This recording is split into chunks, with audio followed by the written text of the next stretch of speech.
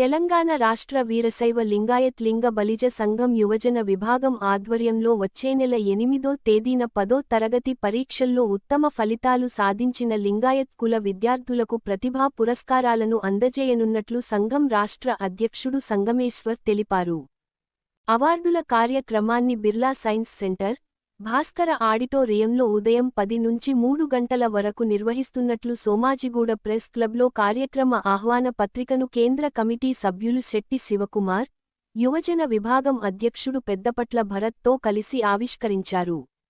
ఈ సందర్భంగా వారు మాట్లాడుతూ, గ్రామీణ స్థాయి నుంచి పట్టణాల్లో చదివిన విద్యార్థులకు ఈ పురస్కారాలు అందజేస్తామని, ప్రభుత్వ పాఠశాలల్లో చదివి 500లకు పైగా మార్కులు సాధించిన వారికి, ప్రైవేట్ పాఠశాల్లో చదివి 520 మార్కులకు పైగా సాధించిన వారికి పురస్కారాలు అందజేస్తామన్నారు. ఈ నెల 28వ తేదీలోపు పేర్లు నమోదు చేసుకోవాలని సూచించారు.